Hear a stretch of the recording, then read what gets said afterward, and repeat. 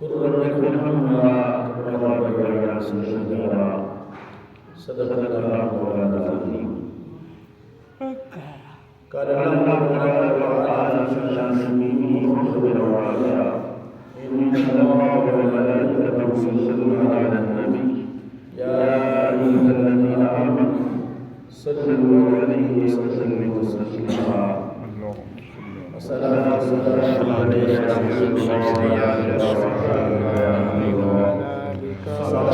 والسلام عليك يا نور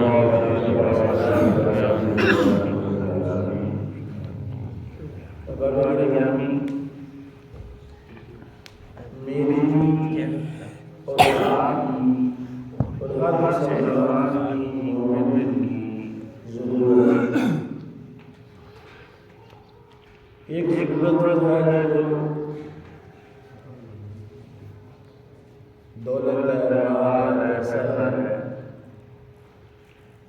اور ایک ضرورت وہ ہے جو آخرت کے اعتبار سے ہے وہ ٹھیک ہے تقویٰ.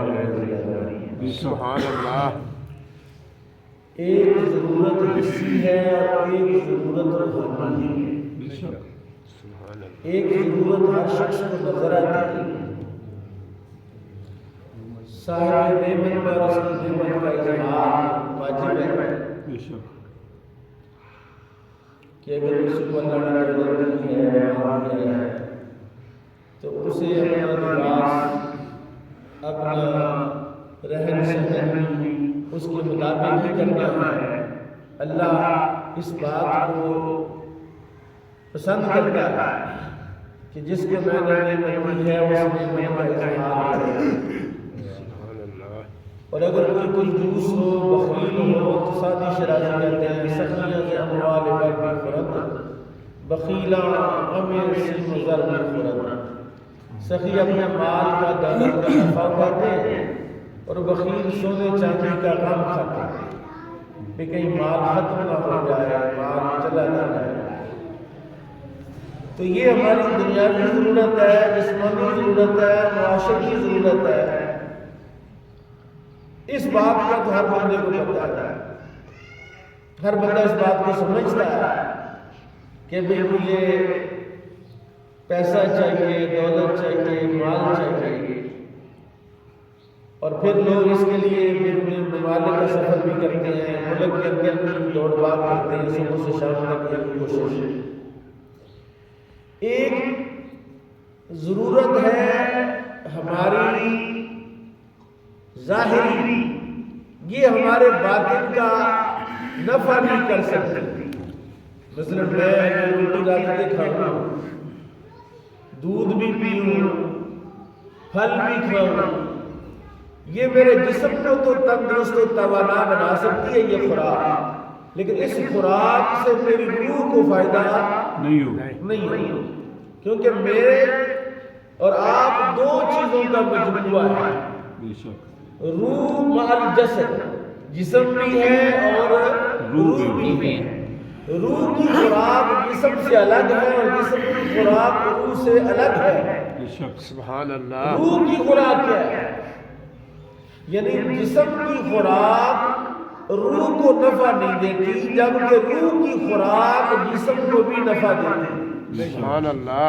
اگر کسی بندے کی روح سیر ہو، رجی ہوئی ہو، روح تر و تازہ ہو، اس کا اظہار اس کے جسم پر بھی ہوتا ہے، اس کا اظہار اس کے کردار پر بھی ہوتا ہے، اس کا اظہار اس کے اخلاق پر بھی ہوتا ہے، اس کا اظہار اس کے کردار پر بھی ہوتا ہے. اور یہ بات میں اپنے پلے سے نہیں کہہ رہا، یہ بات قرآن کہہ رہا ہے. سبحان اللہ. نبی کریم صلی اللہ علیہ وسلم کی زندگی ہمارے لیے بہترین نمونہ ہے. لقد کان لکم فی رسول اللہ اسوۃ حسنہ. رسول اللہ کی زندگی ہمارے لیے بہترین نمونہ ہے. میں آپ کی خدمت میں وہ بات کہتا ہوں جو میں نے آپ کی خدمت میں میری مثال دیتا ہوں حدیث پاک سے، تاکہ آپ کو میری بات سمجھ آ جائے. سبحان اللہ. نبی کریم صلی اللہ علیہ وسلم نے حکم دیا غزوہ خندق میں حضرت سلمان فارسی رضی اللہ عنہ کے مشورے پر کہ مدینہ پاک کے 3 اطراف میں پہاڑ ہے، ایک طرف میں رستہ ہے.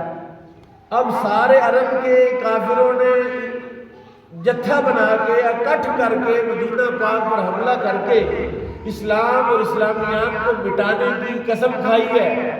اب اتنی زیادہ لوگوں کی یلغار ہے، احزاب ہے، سارے کے سارے قبیلے جو ہیں وہ اپنی فوج لے کر آگے، تو بھی ان کا مقابلہ کیسے کرنا ہے؟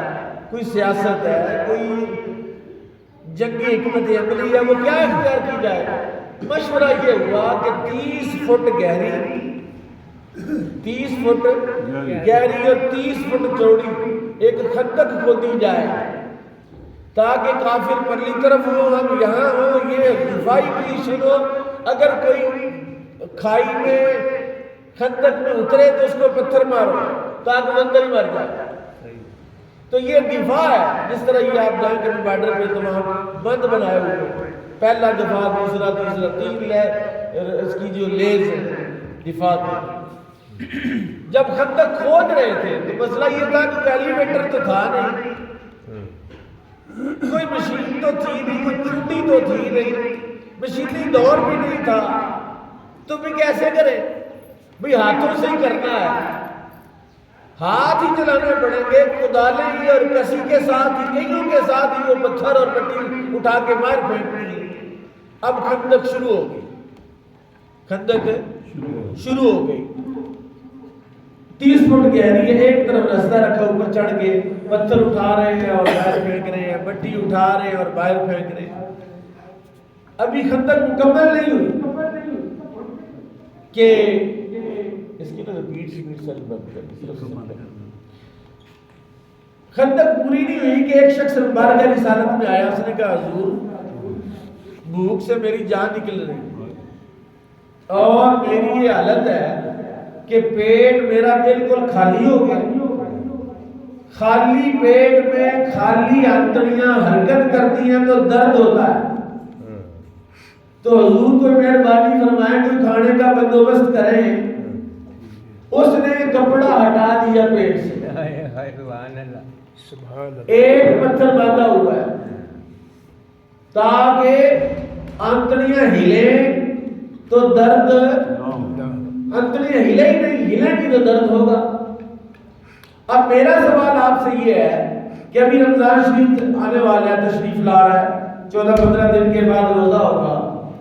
روزہ رکھنے والے حضرات جو شام کا ٹائم ہوتا ہے، عصر کی نماز کا ٹائم ہوتا ہے، اس سے لے کر مغرب تک ان کی حالت بڑی عجیب ہوتی ہے کہ بھوک بھی لگی ہوتی ہے، پیاس بھی لگی ہوتی ہے، بولنے کو جی نہیں کر رہا ہوتا. اچھے جائے کوئی بندہ کہ یار یہ جو باجرہ لے کے آیا وہ 2 بھریاں تو ذرا بجلی بھی نہیں ہے تو ذرا ٹوکے پر تم کتر دو. میرا دماغ ٹھیک ہے، میں روزہ رکھا ہوا ہے، کیسے کتروں گا، کیسے اس کو کاٹوں گا، زور لگتا ہے. اب روزے دار کی حالت وہ نہیں ہے جو صحابی کی حالت ہے کہ پیٹ خالی ہے، آنتڑی حرکت کرتی ہے تو درد ہوتا ہے. جبکہ صحابی کی تو یہ حالت ہے. میں قربان جاؤں ایسے لیڈر اور ایسے قائد پر، سبحان اللہ. اس نے اپنے اس کارکن کی تربیت کے لیے، اس کی حوصلہ افزائی کے لیے اپنے پیٹ سے کپڑا ہٹایا. حضرت امام جعفر صادق کی خدمت میں ایک نوجوان گیا. اس نے کہا حضور میں خطیب بننا چاہتا ہوں، میں وائز بننا چاہتا ہوں. نا لوگ خطیب بنتے ہیں، بڑے بڑے پیسے لیتے ہیں، 20-50 ریٹ ہو گئے، 50,000 روپیہ لیتے ہیں رات کا، گھنٹہ 2 گھنٹے تقریر کرنی، وہ شور لگاتے ہیں. اسی طرح امام جعفر صادق کی خدمت میں ایک بندہ آیا. اس نے کہا سرکار ہے میں خطیب بننا چاہتا ہوں، وائز بننا چاہتا ہوں، کوئی مہربانی کا معاملہ فرمائے، مجھے کوئی گور بتائے. آپ نے فرمایا جا واز کر لیکن زبان استعمال نہیں کرنی. سبحان اللہ. نہیں سمجھے گی آپ نے کیا بات ہے. سبحان ان کا بولنا نہیں تو جا کے واز کر. اب بولے بھی نہ اور واز کرے، وہ کون سا واز ہے؟ وہ واز ہے جب وہ صحابی آیا، ایک پتھر دکھایا اور اس کے آقا و مولا نے، کائنات کے سب سے بڑے انسان نے، امام الانبیاء نے اپنے پیٹ سے جب کپڑا ہٹایا تو وہ ایک پتھر نہیں 2 پتھر تھے. زبان سے بولے نہیں، 2 پتھروں نے بتا دیا بچہ میں تو 2 پتھر باندھ کے یہ کام کر رہا ہوں. سبحان اللہ. سبحان اللہ. یہ ہے کردار، یہ ہے اصل بات. تو میں یہ بات کہنا چاہتا ہوں کہ جو روحانی خوراک ہے جو ان صحابہ کو میسر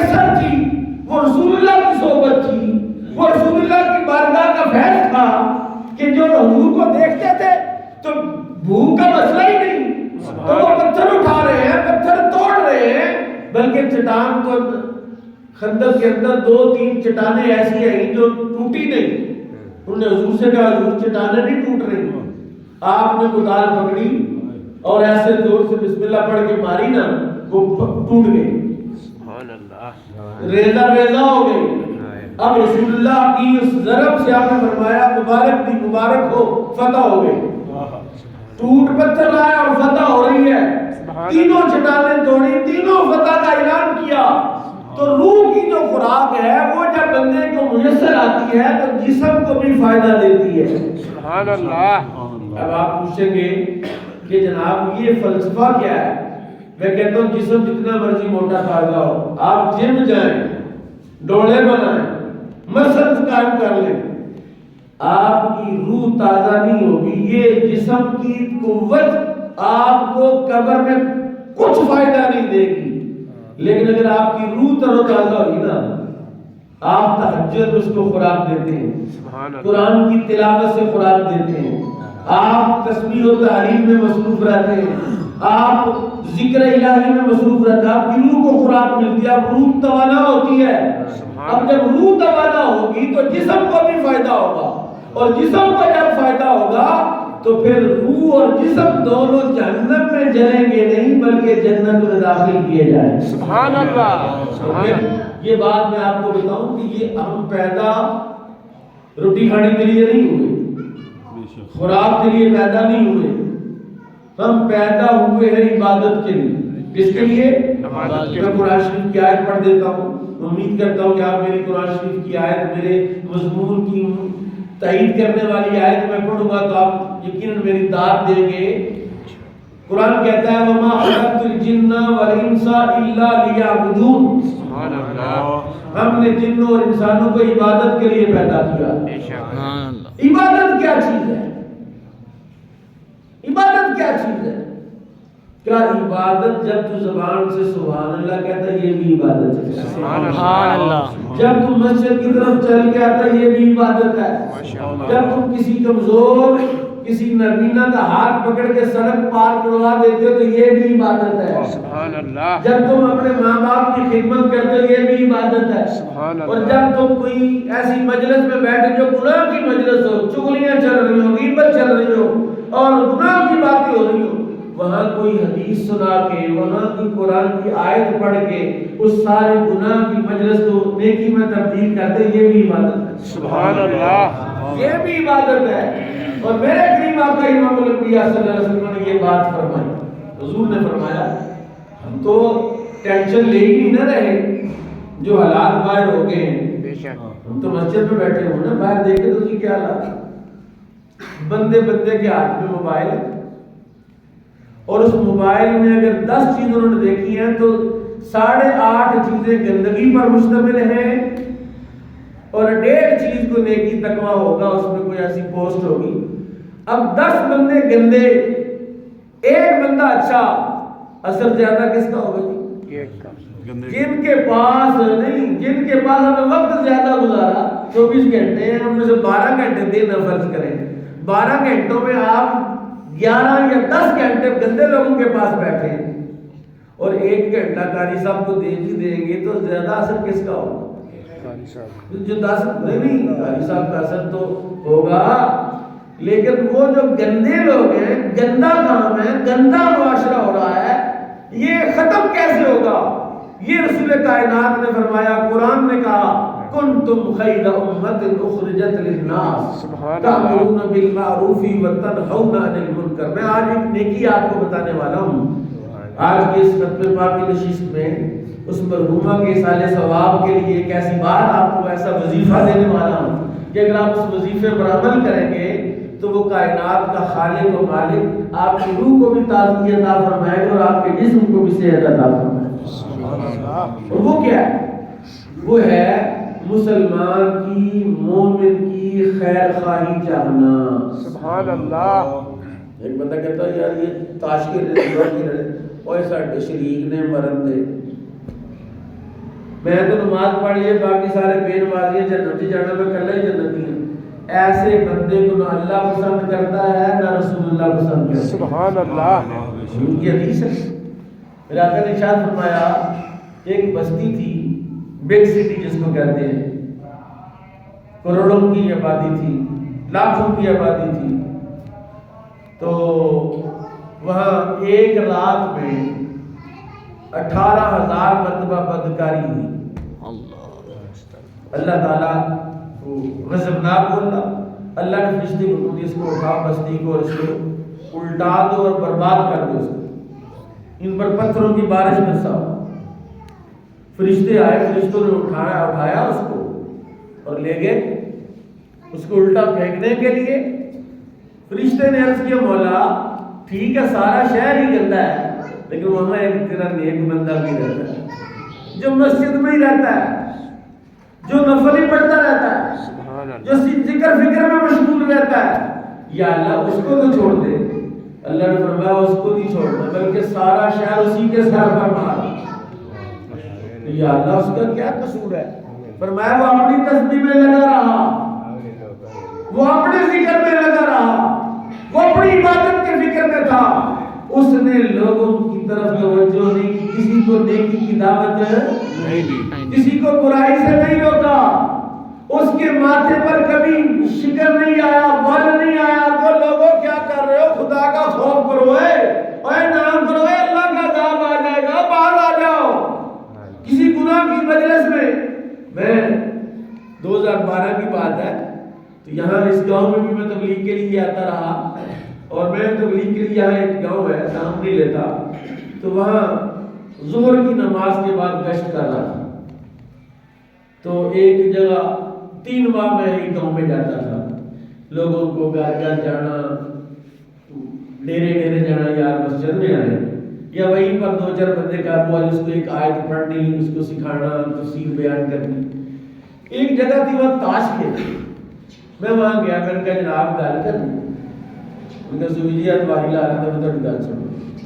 اب ظاہر ہے ان کے سر پر تو نہیں کھڑا ہونا تھا، میں تھوڑا ہٹ کے کھڑا ہوں. جب وہ واری پوری ہوگی تو میں یار میری گل سن گیا یار تم کہہ رہا مولوی کھلو جا ساڈی جانتے بڑی میرے تم اپنی گل نہیں پئی. میں انتظار کیا.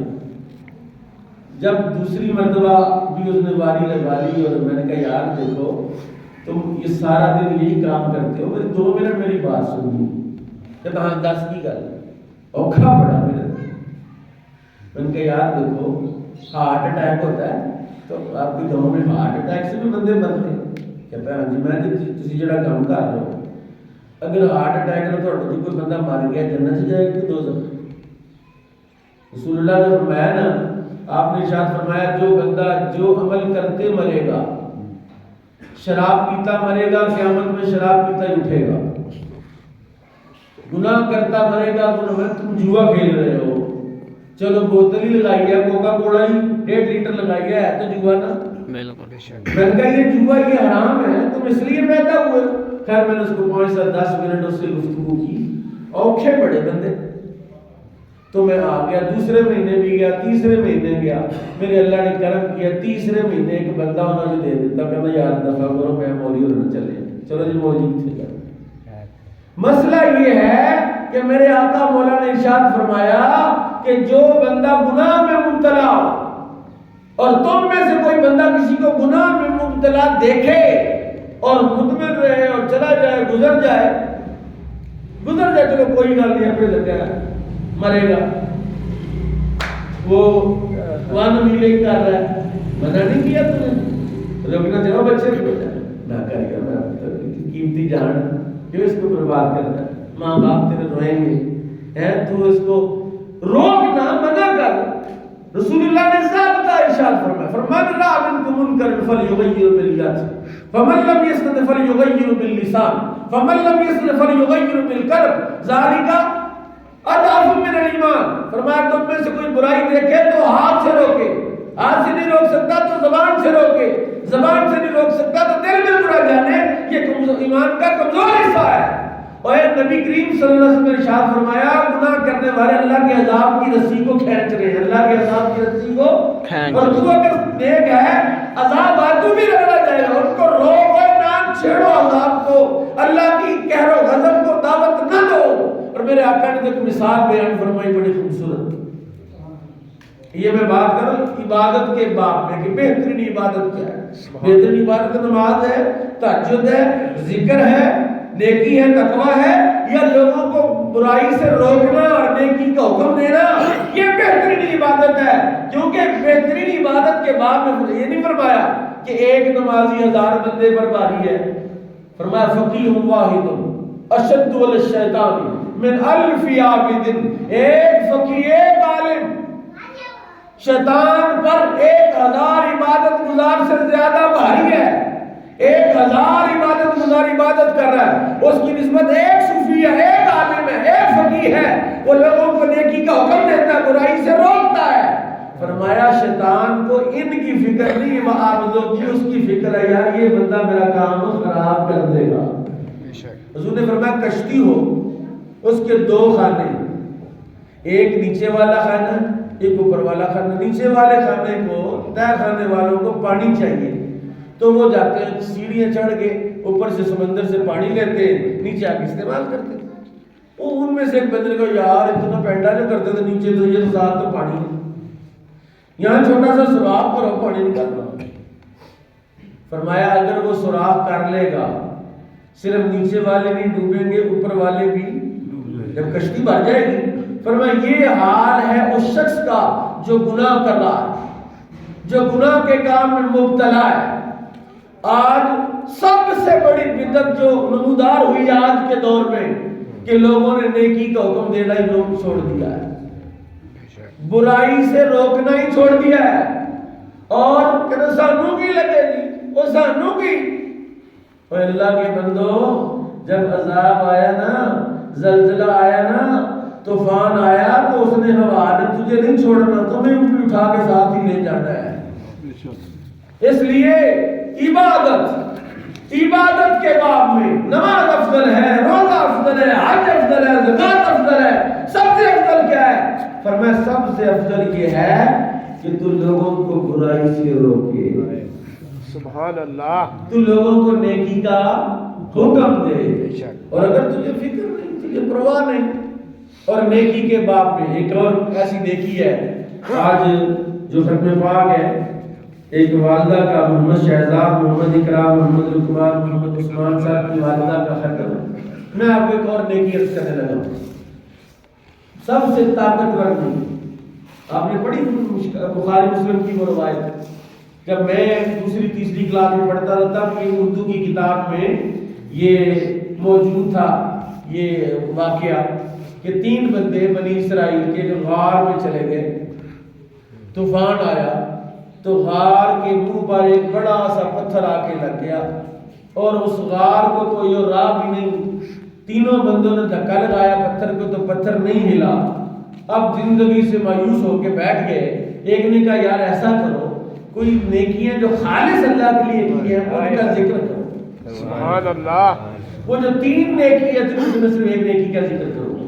ایک شخص نے کہا یار مولا عالمین تو جانتا میرے بوڑھے ماں باپ تھے, ماشاءاللہ, میں بکریاں چراتا تھا, شام کو جب بکریاں چرا کے میں واپس آتا تھا تو میں تب تک اپنے بچوں کو دودھ نہیں دیتا تھا بکریوں کا جب تک میں اپنے ماں باپ کو پلا نہیں لیتا تھا. سبحان اللہ. ایک دن میں لیٹ آیا اور میرے ماں باپ سو گئے تھے, میرے بچے بھوک سے بلبلا رہے تھے. میری بیوی کہہ رہی تھی اور جلدی کر, بچے بیچارے بھوکے رو رہے. میں نے کہا نا, جب تک امی نہیں پیے گی, جب تک ابا نہیں پیے گا, نہ بچے کو ملے گا نہ بچوں کی ماں کو ملے گا. میں نے دودھ گرم کیا, دودھ گرم کر کے ماں کے سرانے کھڑا ہو. میری ماں سوتی رہی, میں دودھ لے کے کھڑا رہا یہاں تک کہ سحری کے وقت اماں اٹھی. سحری کے وقت ابا جی کو جاگ آئی تو میں نے دودھ پیش کیا. بچے رو رو کے بھوکے ہی سو گئے. یا اللہ تو جانتا ہے میں نے اپنے ماں باپ کو دودھ پلایا پھر بچوں کو دیا. کہتے اتنی بات کہی تھی کہ غار کے منہ سے پتھر خود ہی پیچھے ہٹنے لگے. سبحان اللہ. اور سیوطی نے ایک بات لکھی ہے, طاقتور نیکی کون سی ہے. سیوطی کہتے ہیں ایک بندہ جو اپنے ماں باپ کا انتہائی خدمت گزار تھا, انتہائی فرما بردار اپنے ماں باپ کا, اس کا آخری وقت تھا, جناب ملک الموت آئے, اس کی روح نکالنے لگے. جب روح کو ہاتھ ڈالا نا ایسے تو اس نے جو ماں باپ سے نیکیاں کی تھی نا، ایک نیکی نے آ کے اس کا اسرائیل کا ہاتھ پکڑ ان کا پیچھے کا. اسرائیل نے کہا اے خبردار، مجھے اللہ نے بھیجا، اس کا ٹائم آ گیا ہے. اذا جاء اجل لا یؤخر ساعۃ ولا یستقدمون. جب وقت آ جاتا ہے تو آگے پیچھے نہیں ہوتا، اب موت ہی موت ہے. اس نے کہا جو مرضی ہے تو پیچھے ہٹ. سیوطی کہتے ہیں لڑائی لگ پڑی، مجادلہ شروع ہو گیا، یہاں تک کہ والدین سے کی گئی نیکی جیت گئی، ملک الموت ہار گیا. نعرہ تکبیر، اللہ نعرہ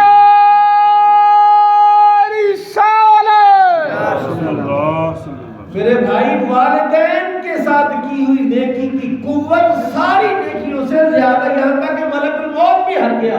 ملک الموت نے اس کی مولا ماں باپ سے کی نیکی مجھے اس کی روح نہیں نکالنے دیتی. اللہ نے فرمایا پھر اس کو چھوڑ دے تاکہ اور نیکیاں ماں باپ سے کریں. سبحان اللہ. میرے آقا مولا کی خدمت میں ایک بندہ ہے، اب یہ بات غور سے سنیں.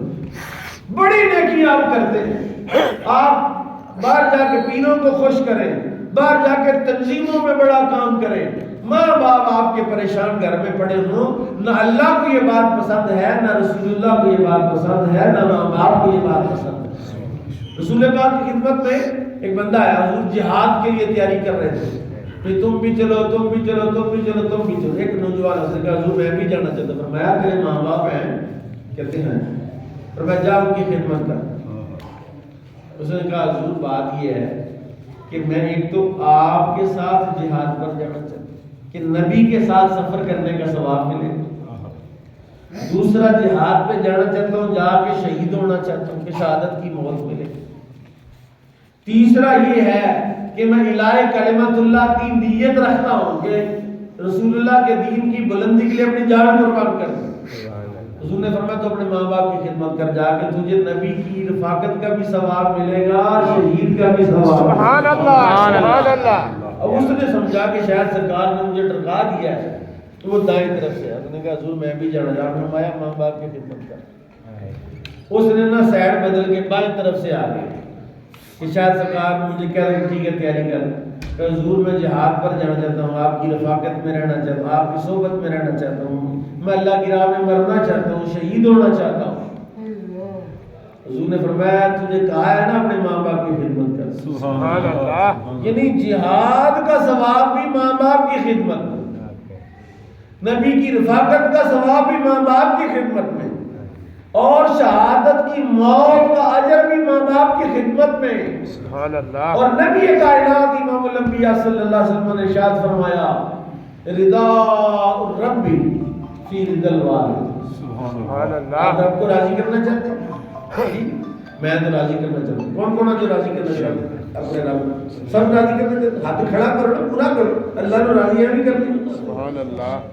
جو رب کو راضی کرنا چاہتا ہے، میں عرض کرتا ہوں رب کو راضی کرنے کا راز عرض کرتا ہوں کہ آپ نماز پڑھیں، رب راضی ہوا نہیں ہوا پتہ نہیں، نماز قبول ہوئی نہیں ہوئی پتہ نہیں.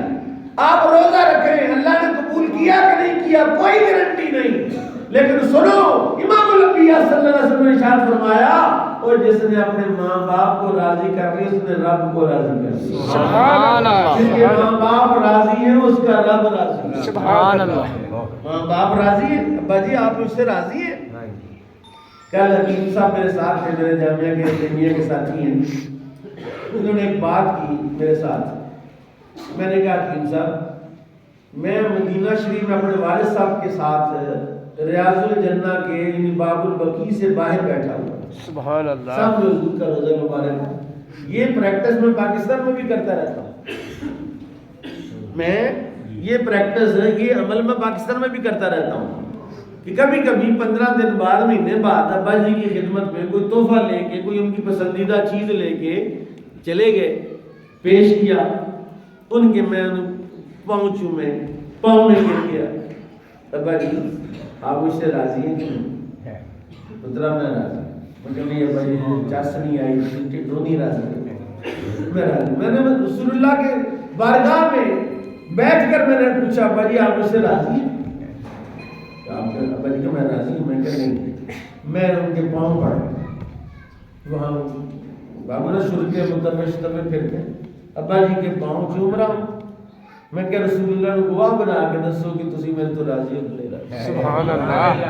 اللہ بھی گواہ تے رسول اللہ بھی گواہ. اب مسئلہ ہے کہ جن کے والدین فوت ہو گئے وہ کیا کریں؟ جو تو زندہ ہے وہ تو ابھی آج جا کے شام کو ہی اپنے ماں باپ کے پاؤں پڑے, پاؤں چومے.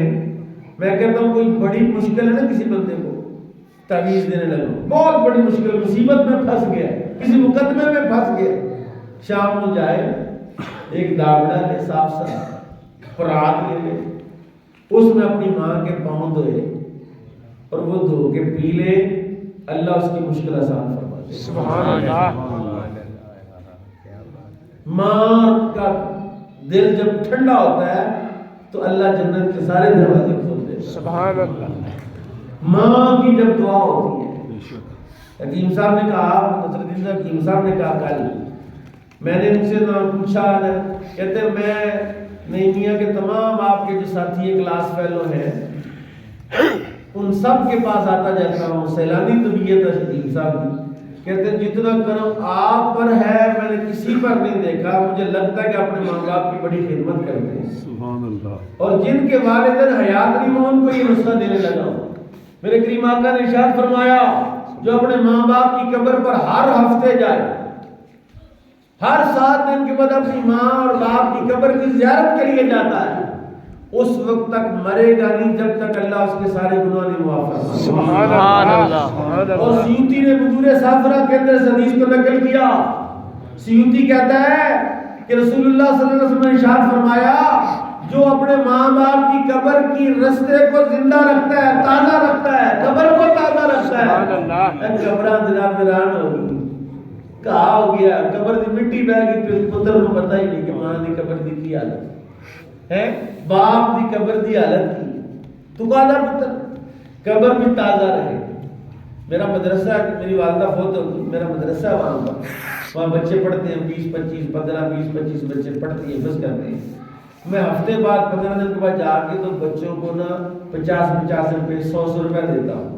وہ روزانہ آدھا گھنٹہ میری والدہ کی قبر پر جا کر قرآن خوانی کرتے ہیں. سبحان اللہ. جی کوئی ایسا کرو نا کام کرو. رسول اللہ نے ارشاد فرمایا کہ جو بندہ اپنے ماں باپ کی قبر کی زیارت کے لیے جاتا ہے اللہ اس کو شہادت کی موت نصیب فرمائے گا. ایک شخص نے کہا حضور میں نے منت مانی تھی میرا فلاں کام ہو جائے تو جنت کی چوکھٹ کو بوسہ دوں گا. اللہ نے وہ میرا کام کر دیا, سبحان اللہ. کام ہو گیا. فرمایا جا اپنی ماں کے پاؤں چوم لے تیری منت پوری ہو جائے. اس نے عرض کیا حضور میری اماں تو میری فوت ہو گئی. فرمایا جا ماں کی قبر پاؤں کی طرف سے چوم لے تیری منت پوری ہو جائے. سبحان اللہ. اس نے کہا حضور میں بچہ تھا جب میری ماں فوت ہوگی, مجھے تو ماں کی قبر کا بھی نہیں پتا کون سی ہے.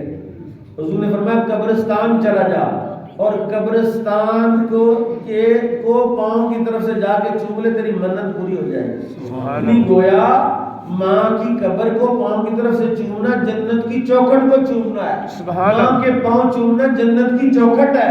اور یہ بات تو میں اکثر کہتا رہا, میں کوئی مجلس ایسی نہیں جس میں والدین کا ختم ہو اور میں یہ بات نہ کروں کہ ایک ہے ریاض الجنہ مدینہ پاک میں میرے آقا مولا نے ارشاد فرمایا ما بین بیتی و منبری روضۃ من ریاض الجنہ, جو جگہ میرے گھر اور میرے منبر کے درمیان ہے یہ جنت کی کیاری ہے. اور وہاں جو بیٹھ کے نماز پڑھے گا, وہاں جو بیٹھے گا وہ جنت میں بیٹھے گا. لوگ ویزا لیتے ہیں, مدینے جاتے ہیں, وہاں ریاض الجنہ میں بیٹھتے ہیں. میں عرض کرتا ہوں آپ کو کہ ہر وہ شخص جس کے گھر میں ماں ہے وہاں بھی ریاض الجنہ موجود ہے. سبحان اللہ. جس گھر میں ماں کے قدم ہے, جس گھر میں ماں ہے وہاں بھی ریاض الجنہ ہے. کیونکہ رسول اللہ نے فرمایا جنت تحت اقدام الامہات, جنت ماں کے قدموں کے نیچے ہے. سبحان اللہ. جب ماں کے قدموں کے نیچے جنت ہے تو پھر اور کیا چاہیے. بے شک. میں اپنی مدینہ مسجد میں جمعہ کے اس عنوان پر میں نے تقریر کی, ایک بابا بڈھا بابا ہے دوڑ کے, اس نے کہا مفتی صاحب آپ نا دوبارہ اس موضوع پر تقریر کریں گے. مجھے لگا کہ شاید اس کا بچہ ہے اور وہ اس کی خدمت نہیں کرتا, اس جو میں نہیں آیا تھا اگلے دن اس کو لائے گا کس طرح کی باتیں سن کے اس کا دل نرم ہو جائے گا. تو سنو, غور سے سنو. میں اللہ کی قسم کھا کے یہ بات مسجد میں منبر رسول پر بیٹھ کر یہ بات عرض کر رہا ہوں، جو اپنے اولاد کو آپ تعلیم نہیں دے رہے، کوئی کہتا میں ڈاکٹر بنانا، کوئی کہتا میں پائلٹ بنانا، کوئی کہتا میں انجینئر بنانا، کوئی کہتا میں نے فلاں بنانا، اور کوئی اپنی اولاد کو جنتی بھی تو بنائے۔ سبحان اللہ ہے کہتے ایک بندہ یتیم ہو گیا، بندہ بہت ہو گیا، عورت بیوہ ہو گئی،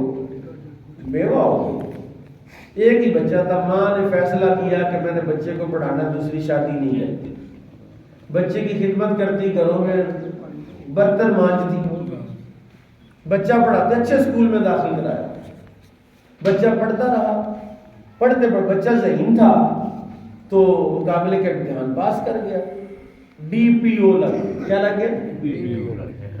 ظاہر ہے جو ڈاکٹر ہو یا جو بچے برسر روز ان کو رشتے بڑے آتے ہیں، ایک بڑے گھر کا رشتہ آیا، رشتہ ہو گیا، پھولوں جیسی نو مل گئی، اور شادی کے بعد اللہ نے بیٹے بھی دے دیے ڈی پی او صاحب کو۔ ایک دن ایسا ہوا کہ اس بی بی نے مائی سے جان چھڑانے کے لیے بچے کے ذہن میں بات ڈالی کہ پاپا آئیں گے تو کہنا دادی اماں کہانی ہے، تو دادی اماں کہانی آم کی وجہ سے مجھے ڈر لگتا ہے دادی سے، لہٰذا میں نے دادی کے ساتھ نہیں رہنا، دادی کے ساتھ نہیں رہنا۔ ایک دفعہ کہا، دو دفعہ کہا، تین، آخر مجبور ہوا، وہ ڈیوٹی آورز بھی ہیں، ذمہ داریاں ہیں، اس نے ماں سے کہا ماں تجھے میں گھر لے دیتا ہوں، آیا رکھ دیتا ہوں، خادمہ رکھ دیتا ہوں، 2 بیویاں رکھ دیتا ہوں، تو ادھر چلی جا، تیری خدمت کرے گی۔ ماں نے کہا ٹھیک ہے، گھر لے دیا، بچے الگ ہو گئے، بیوی الگ، ماں الگ ہو گئی۔ ایک دن ایسا ہوا کہ ماں کی خدمت میں آتا، ہفتے بعد 15 دن کے بعد بھی اس کی چھٹی ملتی، مل کے جاتا، ماں کا آخری وقت آ، تو ماں نے ایک خط لکھا کہ بچہ تیرے بچوں کو میری کہانی آنکھ کی وجہ سے لگتا ہے ڈر، تو میں تمہیں بتانا چاہتی ہوں کہ میں کہانی نہیں تھی، تیری بچپن میں ایک آنکھ ضائع ہو گئی تھی، ڈاکٹروں نے کہا بچہ ساری زندگی کہنا ہی رہے گا، نہیں تو اس کے لیے آنکھ کا بندوبست کر، تو کوئی کون مجھے آنکھ دیتا، تو بچہ میں نے اپنی آنکھ نکال کے تیری آنکھ میں ڈال دی، کہانی میں نہیں تھی، کہنا تو تھا، آج تیرے بچوں نے کانے ہونے کی وجہ سے مجھے نکال دیا، میں کہانی نہیں تھی، کہنا تو تھا، میں نے اپنی آنکھ کا ڈیلا نکال کے تیری آنکھ میں ڈلوا دیا کہ میرا بچہ ہے، میں نے تو زندگی گزار لی ہے، میرا بچے کو پریشانی نہ ہو، تو کہنا تھا، آج تو نے مجھے کہانی آنکھ کی وجہ سے گھر سے نکال دیا، لے بچہ میں جا رہی ہوں، لے آؤ یار حوالے رکھ دے، میلے 4 دن رکھ دے۔ فوت ہو گئی ماں، اطلاع ہوئی، بچہ آیا، آ کے جب سراڑے کے نیچے سے وہ خط ملا، وہ پڑھا اس نے کہ میری ماں تو کہانی نہیں تھی، میری آنکھ میں جو ڈیلا ہے وہ تو میری ماں کا ہے۔ تو ایسی تعلیم دلاؤ بچوں کو کہ جو تمہارا خیال کرے، تمہارا دھیان رکھے، تمہاری خدمت کرے، تمہاری خدمت میں عظمت ہو۔ اور میں اکثر یہ بات کہتا ہوں کہ بہت سارے لوگ اپنے بچوں کو اعلیٰ تعلیم دلاتے ہیں، اور جب بچے اعلیٰ تعلیم یافتہ ہو جاتے ہیں پھر پتہ کیا ہوتا ہے؟ پھر یہ ہوتا ہے کہ بچے ماں باپ ڈرتے ڈرتے بات کرتے ہیں کہ پتر ناراض نہ ہو جائے، پتر مالدار بھی ہے، برسر روزگار بھی ہے، والدین بوڑھے کہتے ہیں کہ میں یہ بات نہیں کہتا ہوں، میرا پتر ناراض ہو جائے گا۔ میں کہتا ہوں اس کا الٹ بھی ہے، اس معاشرے کے اندر اس کا الٹ بھی موجود ہے کہ ایسی تعلیم دلاؤ اپنی اولاد کو کہ اولاد ڈرتے ڈرتے بات کرے اور بلکہ ناراض نہ ہو جائے۔ سبحان اللہ۔ وہ کون سی تعلیم ہے؟ وہ تعلیم ہے تیرے اور میرے نبی کی شریعت، سبحان اللہ۔ وہ تعلیم ہے قرآن۔ وہ ماں نے بچہ چھوڑا ہے، ماں کو اولڈ ہاؤس، ماں روز ہی فون کرے بھی بچے کو بلاؤ، بچے کو بلاؤ، بچہ آتا میں کتنے ہوں، ماں نے سمجھاؤ میں مصروف ہوں، بیٹے کا کاروبار ہے، فیکٹری ہے۔ انہوں نے بڑا ہی مجبور کیتا، انہوں نے اولڈ ہاؤس والے نے انسان نے کہا میرے پتر کو بلاؤ، میرے پتر آ گیا۔ پتر آیا تو اس نے کہا بچہ یہاں पंखा नहीं है, यहाँ पंखा लगा। उसने कहा अम्मा तुझे क्या चाहिए, पंखा तो मरने वाली है, पंखा रहे ना रहे, तुझे क्या? उसने कहा बच्चा मुझे तो जरूरत नहीं, लेकिन जब तू बूढ़ा होगा तेरे बच्चे भी तुझे यहाँ छोड़ के जाएंगे, और तेरा तो अगर तेरा ये बेड हुआ तो ऊपर पंखा नहीं है तो पंखा लगा दे, तेरा पंखा नहीं होगा तो मुझे तकलीफ होगी। सुभान अल्लाह। तो माँ तो औलाद गुस्ताख भी होगी तो माँ तो खैर ही चाहती है, लेकिन खुदा के लिए आप खुद जिम्मेदार न हो जाएं। कहाँ है कारोबार, कहाँ है तजारत, कहाँ है दौलत माल? माँ की खिदमत के मुकाबले में दौलत की, कारोबार की कोई हैसियत नहीं है। और मैंने अपनी आंखों से देखा है कि जिन्होंने माँ बाप की खिदमत के लिए तंग नस्ली को तरजीह दी कि मेरी माँ बाप, मैं उनकी खिदमत करूंगा, कर लूंगा कारोबार बाद में, मैंने अपनी आंखों से देखा है कि अल्लाह ने उनकी ऐसी माँ पकड़ी है, ऐसी उसको नवाजा है कि कायनात की किसी नेमत की कमी नहीं है।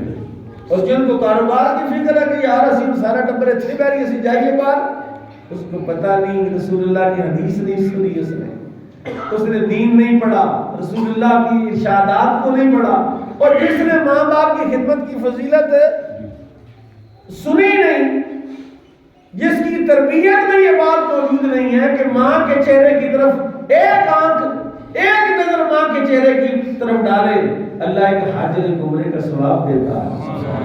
अगर बाप के चेहरे पर, मैंने एक हदीस पढ़ी, हुजूर ने फरमाया जिसने अपने माँ बाप के चेहरे पर मुस्कुराहट पैदा कर दी, चाहे एक लतीफा ही सुनाया, अब्बे को हंसा दिया, माँ खुश हो गई, खड़क का मार के हंस पड़ी माँ, बच्चे ने कोई ऐसा काम किया, माँ खुश हो गई। फरमाया जितना सवाब सरहद पर खड़े सिपाही को होता है, उतना सवाब इस बच्चे को अल्लाह देगा जिसने माँ को खुश कर दिया, खुश कर दिया।